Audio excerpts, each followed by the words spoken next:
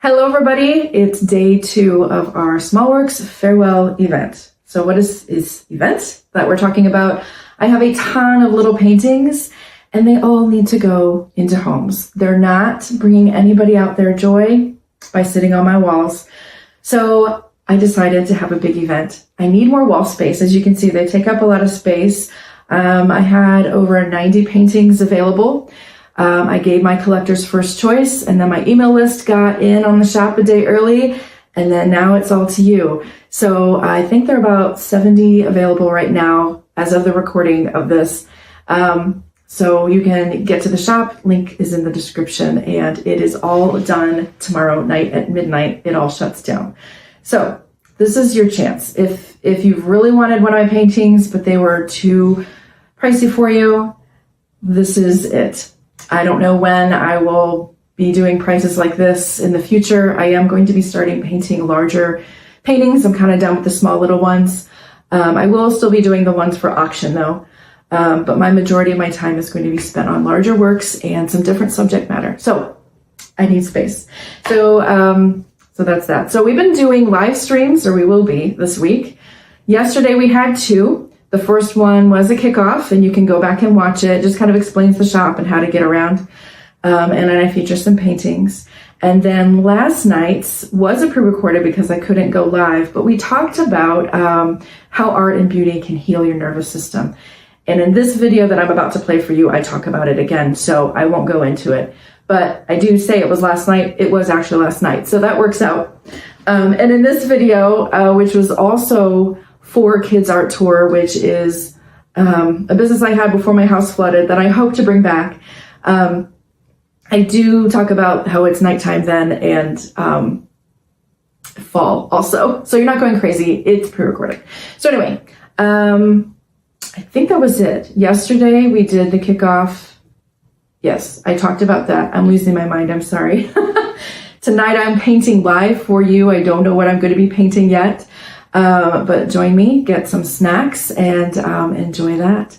So I did want to tell you before I feature a painting, when you buy a painting in the next today and tomorrow, I'm going to give you some goodies. When you become a collector and you continue to buy from me, you for sure get goodies. So I'm actually giving them to you a little early. But I have a little magnet of one of my paintings for you. And then I made some nice little cards. So these are like high quality note cards, and I have 5 designs. I think I'm going to give you 2. And so they're really nice. You can frame them up if you want. So you'll be getting some goodies for purchasing a painting this week. And I want to feature 2 paintings. This one I always really enjoyed, and it's a leaf. And it's funny, when I put it in this frame, I was like, oh, yes. Because it just kind of has that, it dressed it up, but it kept it in the neutrals. And I just thought it was so pretty in this frame. So all the paintings in the shop are sold unframed, but I do have the opportunity to buy this frame. There is a frame section, and I do have the paintings that, like this one here, the frame was like pretty much just for that painting. I do have them linked, so you can easily toggle and find those. But this was in a series for, what was it called exactly? Of sea, land, and sky. So a mixture of things we find in the sky, in the sea, and on the land. And those are actually the images for the note cards that I'll be giving you. So very neutral colors, a very neutral background, and then featured things like feathers and rocks and twigs. And just challenge us to find the beauty in ordinary things you would walk past on a walk. I love collecting rocks, so does my son. And the twigs that fall from my tree are often the ones in the painting like this. And they always have like some kind of lichen on them, so they've got this like green and blue moss on them. And I just love looking at ordinary things and finding them beautiful and just spending time with them. So that is what this series is about. I'll pull another one over. My son is really into geology, and so he has quite a collection of rocks and minerals, and this is one of them, and it's just such cool layers in it. And then this is a feather that we found and a twig from our tree. So just really simple things that can be very beautiful. All right, so I'm going to play this video for you that is, I don't think I even talked about what it's going to be. Hopefully you saw by the title. This was recorded during my time with Kids Art Tour, and it is tips and tricks. Maybe not tricks, just tips of things you can do to help your kids engage with art. You might be a little intimidated by the art world. You don't know much about it. You don't know much about the artists. You don't have to. And so I go through all kinds of things. It's going to be a little drinking from a fire hydrant maybe for you, but you can always go back and watch it again or take notes. Things that I do when I teach the kids to help them engage in the art. And then, never been to a gallery. How do you bring your kids to a gallery, and how do we have a successful experience? So I am giving you all kinds of things you can do to have fun with the art and to not be intimidated. So I hope you enjoy this. I will see you at the very end. Last night, we had a live stream with my friend Lauren Smallcombe, and she has a therapy practice in Thailand, and it's called Flourish Therapy. And so what we talked about last night is going to pair really well with what we're talking about tonight. So we talked about the power of beauty in your lives when it meets up with anxiety, overwhelm, chronic stress, and when she talked about your window of tolerance just gets really small, and there are things that you know you should be able to handle, but you just cannot. And it is your body's response to stress. And it's your body telling you something's not right. I need help. And we talked about the power of beauty and being able to look around and invite beauty in, which is something it's hard to do when you're in that place of overwhelm. You're kind of a tunnel vision place, and you're not able to look at that pretty thing because you are either on a mission or you're just really struggling, having a yucky day. But inviting those things in really helps your nervous system to calm down and to see that everything is actually okay. And it really helps break through that. So we're going to go a little more specific. We did talk about going for walks and things like that, but I want to talk very specifically on how I talk to kids about art and how we engage with kids and just help them discover and enjoy that. And you can do that with your kids every day. And so I just want to give you some tips tonight and just talk about some fun ideas. It's fun. It should be fun. There should be exploration and curiosity. And we're going to talk about that later tonight, or actually really soon tonight. And it's healthy and it's good for your mental health. I mean, I've said this before, they don't call it art therapy for nothing. It's not just a flippant phrase. It really is therapy. It really is therapeutic. It's good and healthy for your mind and your body to be doing art, looking at art, exploring art. It's just really good for you. So if you are just coming on, we're going to get into this, and I can see the comments. So if you have anything to add or any questions that you might have, I will see them. They're right here. Oh, so I'm flipping slides and I can't quite remember what I had next. So it's going to be a discovery every time. Oh, that's right. So I have a couple quotes from Lauren from last night. And if you did not get to watch that, you will want to go watch that. It's just good for every family. She said, beauty makes us want to keep on enjoying this life and finding reasons to get up and to have hope again. What a gift that is in such a hard world. Sorry for the typo there. I'll have to correct that. And I knew beauty and art is powerful, but some of the things she said last night, I didn't realize, how powerful beauty is for your body and your mind. Art and beauty are cues of safety for the body. She said, there's nothing threatening about art. It's a safe place. And that's what your mind and your body needs. She said, I don't just mean physical safety, I mean emotional, relational safety. So this is a place you can go and feel safe and good. And we're going to talk about that really soon here. Okay, so here we go. Here's all the information, the nitty gritty.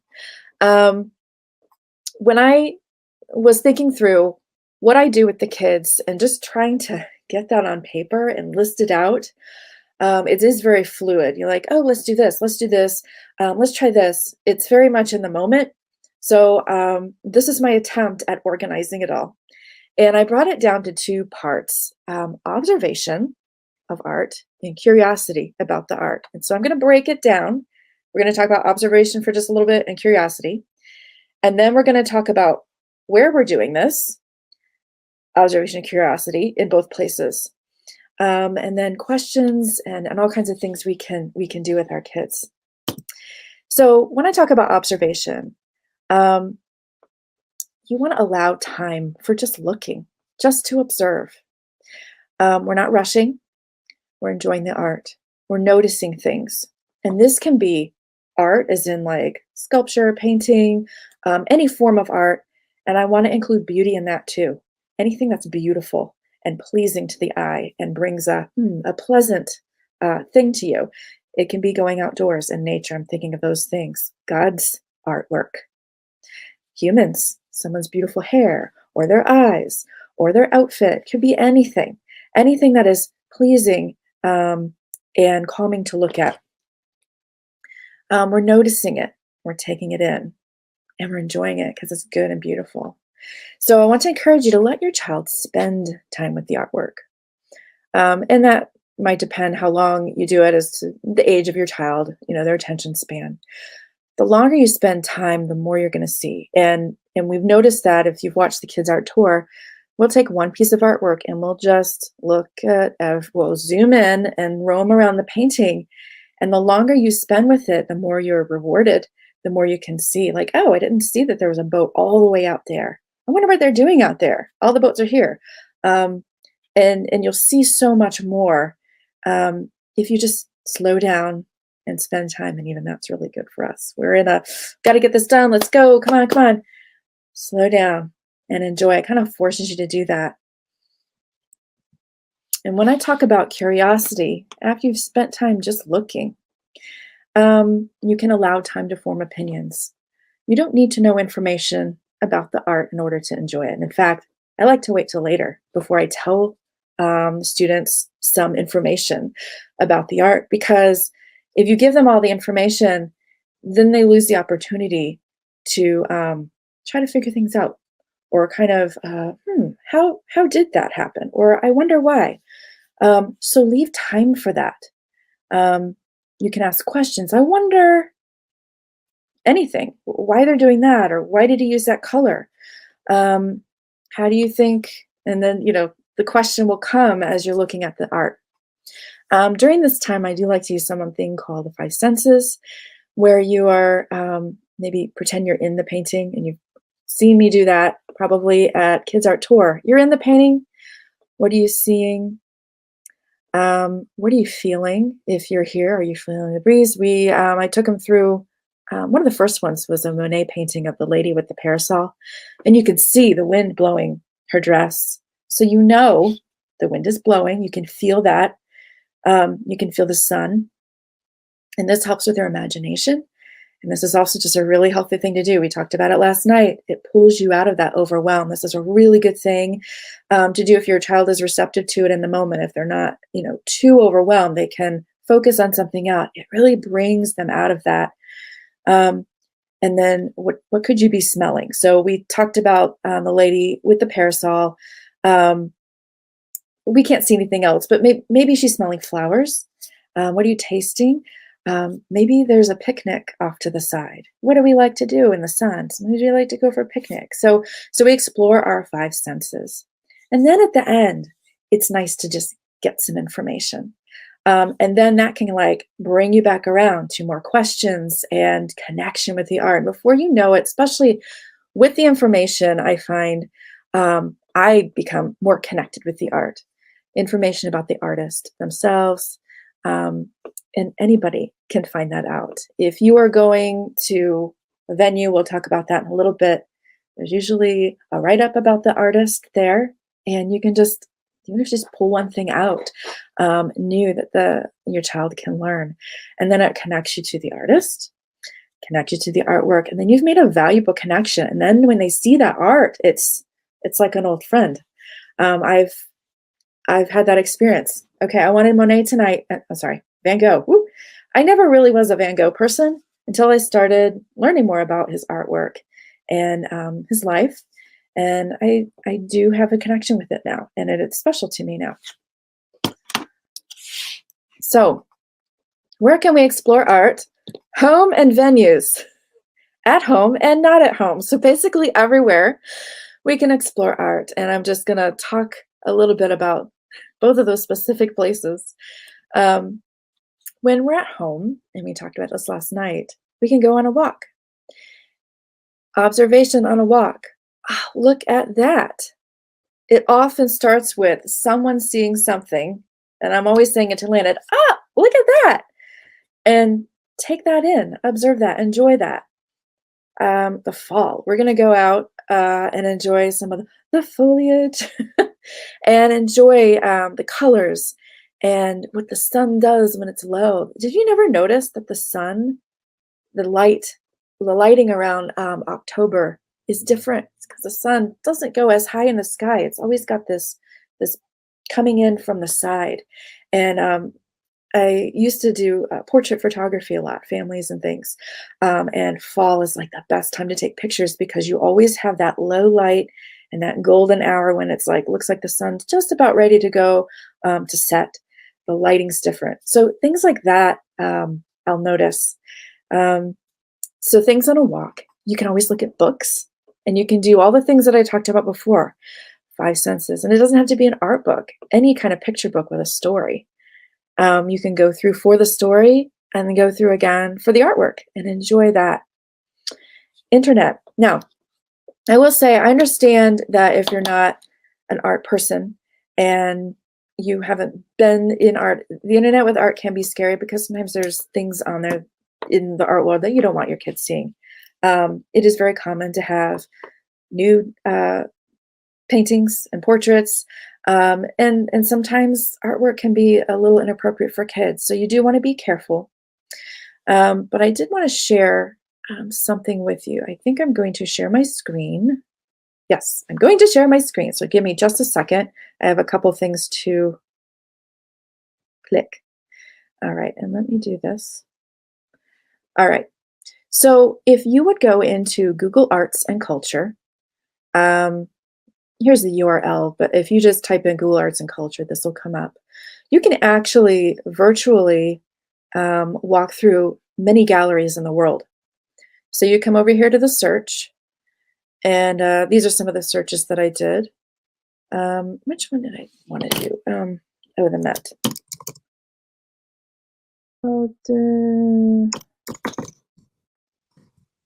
You can do any museums. So when you get to the here's the page for the Met.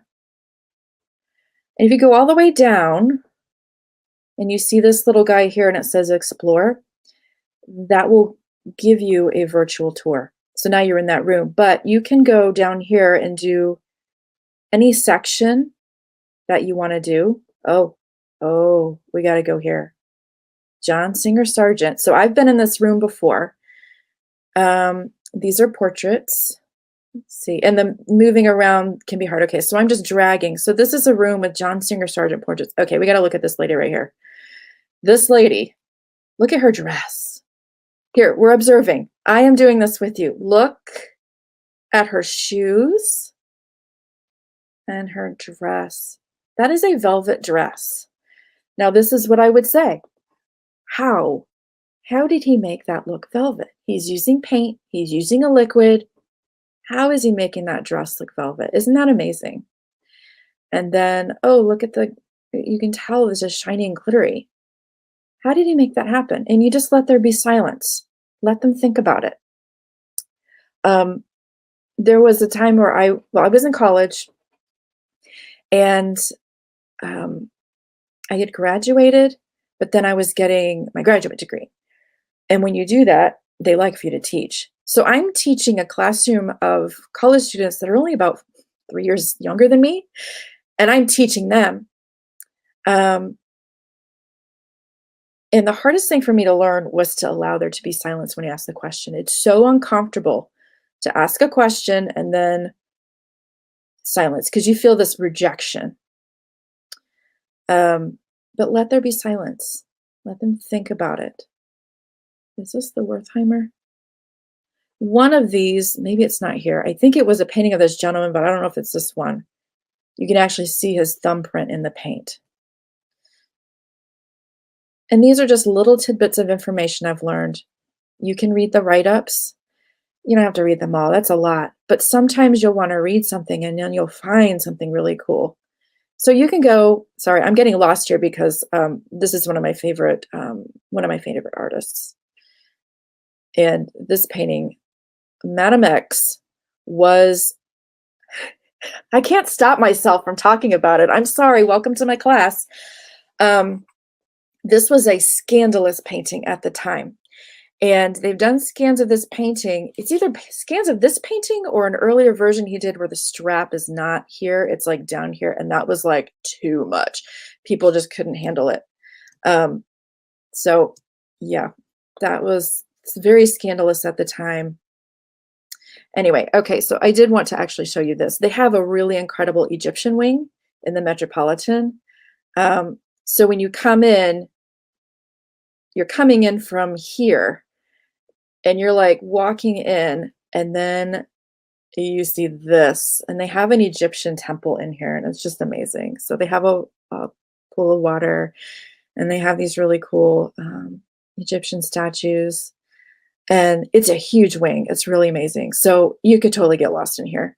So anyway, if you typed in a few museums, I did type the Louvre in, they didn't have that. I think they have Musée d'Orsay, which is another French museum. So anyway, I will get lost in here if I don't stop myself. So Google Arts and Culture.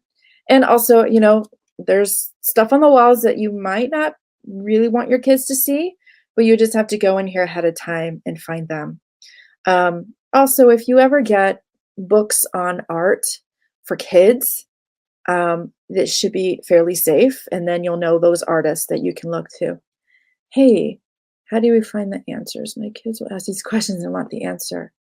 Answers to things like, how do you think they made the art? Those kind of things. Sometimes you just got to leave it as speculation.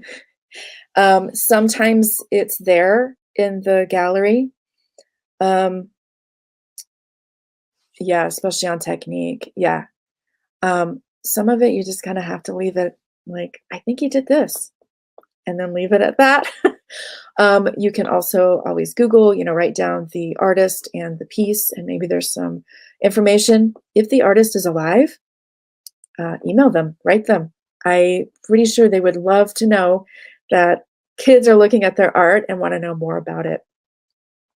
Thanks for asking that. Sorry, I didn't see it because I was in another window. Okay, so there's that. You can use the internet. The interwebs. Venues. I did not type that right. We're not going to Venus. These are venues. Events, like in Corning, we'll have harvest events or all kinds of gatherings like food and music. And there's usually vendors selling their art, like jewelry or sculpture or cute little things. You can go there and just say, look at that. And then you can talk to the artist. Hey, how did you do that? Just help your kids go towards it, you know, help them explore it.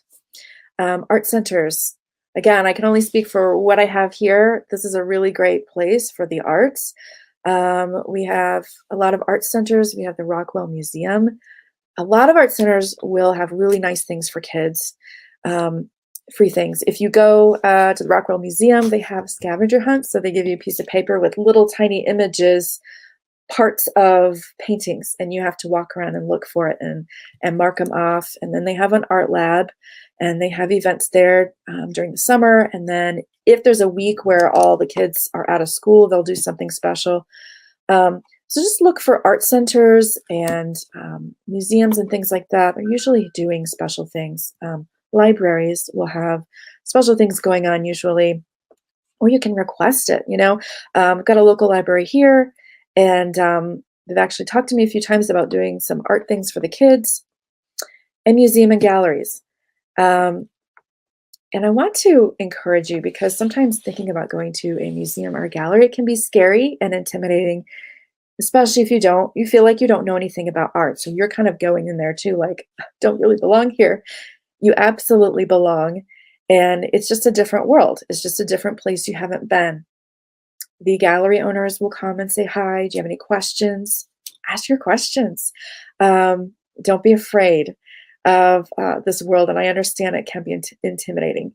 Sometimes I get intimidated a little bit, but just ask questions and be curious. You can put into practice what I'm suggesting to you. So when you do go to a gallery, these are some things that I do. So I've taught a brain cells. What have I taught? In-person classes, art appreciation to kids, excuse me. And I'm at 171 Cedar Arts, and every couple of months, they will switch out their gallery downstairs, and I'll take the kids down there. Before we go, we do talk about how to go into a gallery, and I do set up things in the room like a chair here, an easel here, because we have easels there. And I just put some things around and just pretend walking through the room. You don't have to do this, but I'm just sharing what I do and make it fun. We don't touch the art. We don't want to say anything out loud that's not nice about the art. We don't know if the artist is around or friends with the artist. You kind of keep those things to yourself, and then you can discuss it later when you're out of there. We want to be careful of our surroundings. There may be a sculpture behind me on a pedestal, and if I back up, I'm going to hit it. So just to be aware, we're going to walk slow. Our movements are slow. So we talk about these things, and then we go around, and I'll give each child the chance to walk through my gallery that I've made up, and they can either do it right or wrong.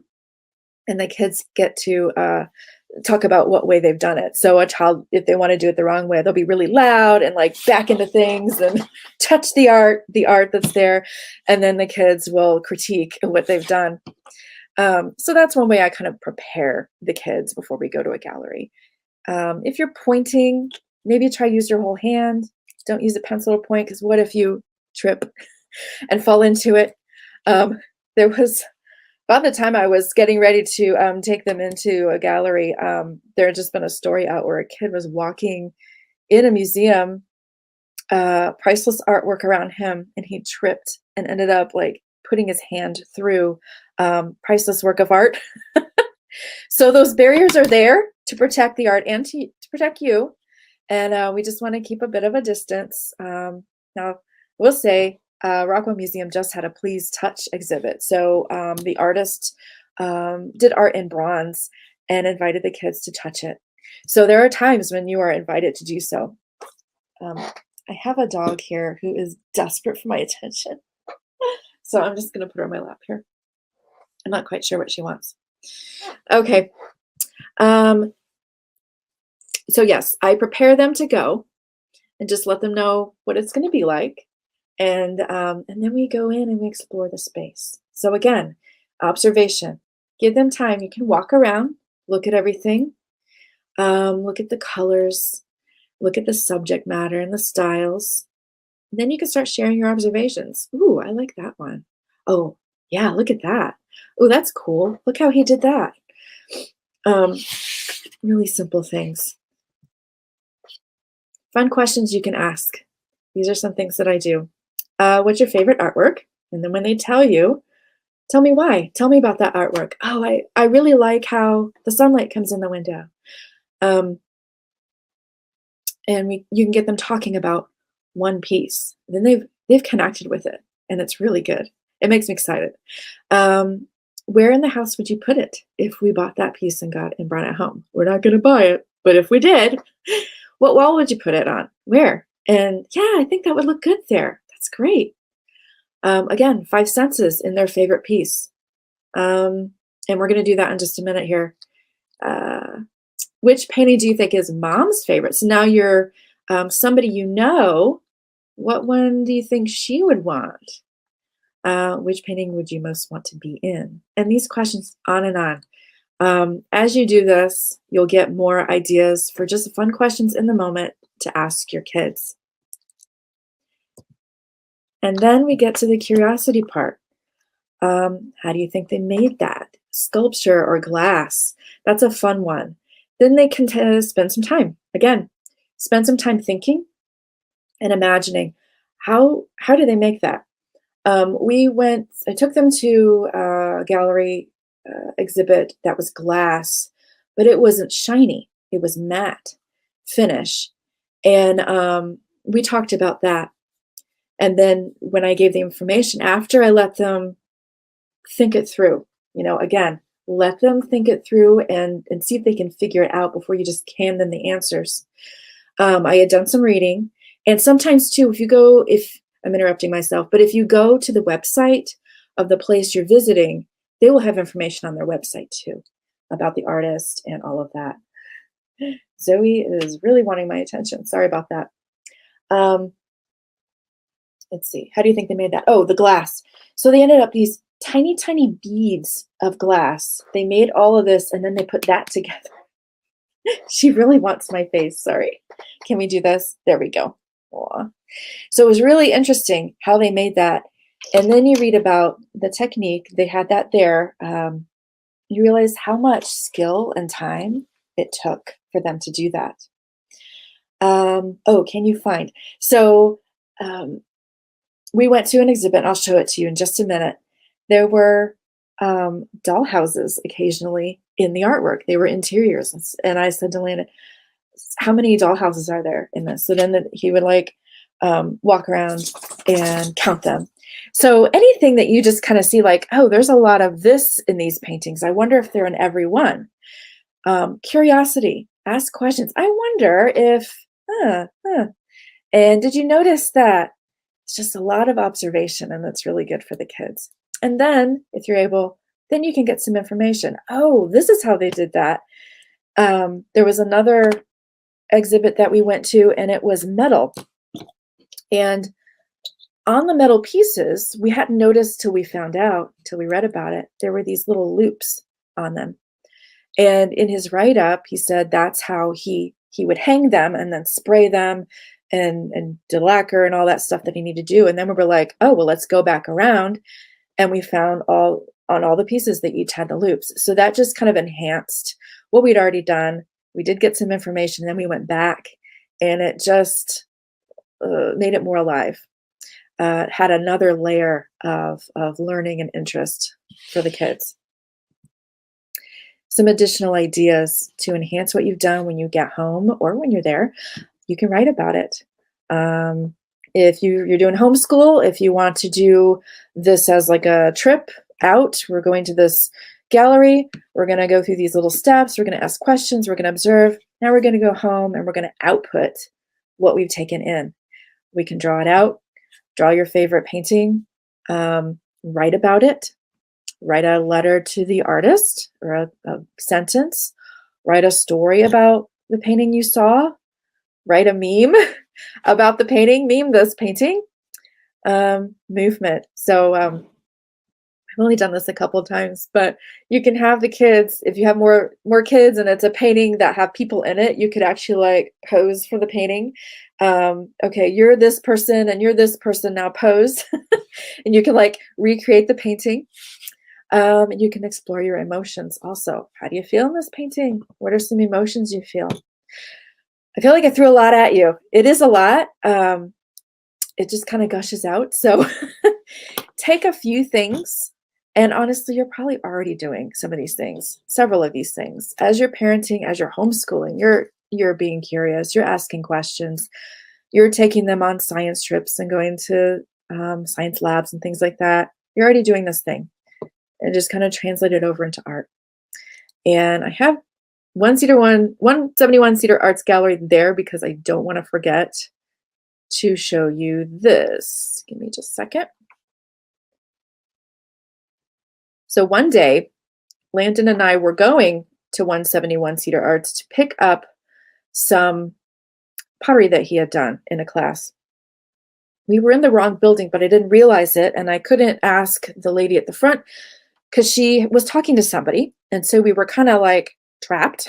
We couldn't do the thing we needed. And so we had to wait, and they were having a long conversation. So they had the gallery there, and we just decided to walk around. And boy, I was so glad that we did.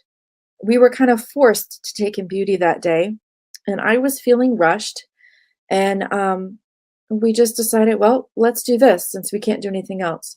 So it's actually up still, which is great. If you're local to 171 Cedar Arts Center in Corning, go to this exhibit. The pictures don't do it justice, and I know you've probably heard that a million times, but it's so true.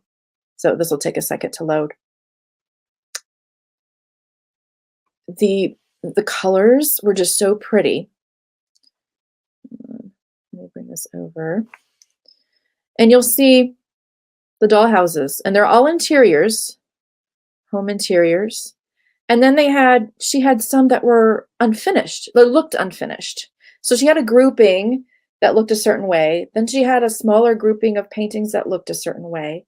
So they're like little mini series. And so we talked about that, how they looked unfinished, but I kind of liked them that way too. You could see, here, let me just, you could see the board underneath. So just put paint here, and then there's the board, and you could see the drawing, her drawing underneath. And it was just kind of an interesting way to go about it. There's a painting here I want to get to. So when I realized I kept seeing doll houses, this was the one I was like, well, go around and see how many you can find. This was one of my favorites.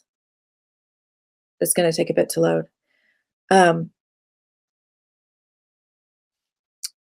So I don't know if you can see the detail in this one. So this was one I said to Landon, how do you think they did that? What do you think they used to get the paint on there? It's so thick, and I'm not seeing brush strokes. I'm pretty sure she used a palette knife. And this is one of the times, Shanika, you asked, what if you don't know the answers? I don't know the answer, but my best guess is a palette knife, because it's just blocks of color. Look at that Scrabble board. That was probably my favorite part. And so I would say, I don't think I did this with Landon that day, but I would say, where would you sit if you had the choice? I'd pick this chair right here. So now we're engaging with the artwork. We're using our imaginations. That's a pretty place to sit. Look at their view. It looks like a landscape view out there. So this is their kitchen. So I'd sit here. I wonder who's winning the Scrabble game. I wonder what they're writing. I wonder if these are family members. What would it feel like to be in this space? Maybe they're cooking dinner. Maybe I can smell dinner cooking. Maybe we're getting ready to have people over. So just to explore and use your imagination in the space. But when we left, I think we may have spent 15 minutes roaming around this gallery. I felt so refreshed. I was like beaming. I was so happy that we had gone in there, and we just kept both saying, that was so fun. And I just felt so glad that we were forced to spend time there. Probably would have just gone in. Where's our stuff? Oh, okay, we're in the wrong building. Okay, let's go. We would have missed out on that. And just looking at those colors and putting everything out of my head. Again, this is the same thing we talked about last night with Lauren. If you didn't see the live stream last night, you'll want to see it. It felt good. It felt healthy, and I felt refreshed. So that was something that we had fun doing. Let me see if there was something else. I can't remember the rest of my slides. Oh yeah, that was it. So I hope that wasn't too much. I hope it was just right. It was a lot of thoughts, fun things we can do with our kids. And I hope that video was super helpful for you. You just need some imagination and some fun when enjoying art with your kids. You don't have to know a lot of things about the art. Tonight I will be painting live for you. That will be live, and the other live streams will literally be live. I will be there interacting with you in the moment. Not pre-recorded, I promise. So I will see you tonight. I don't know what I'm painting yet, but 7:30, bring your snacks, get something comfortable on, and just enjoy the painting. and ask your questions. You can ask me anything you want about what I'm doing or how I do it. And I will answer them then. So that will be the end of day 2. Tomorrow is it. Day 3 is it. And it'll be all over at midnight. So visit the shop. Let me know if you have any questions at all, if you need anything. I will work with you on anything. If you do not like to buy things online, I will take cash or check. You just have to let me know and I'll mark it sold and we'll work it out. So I hope you have a lovely day, and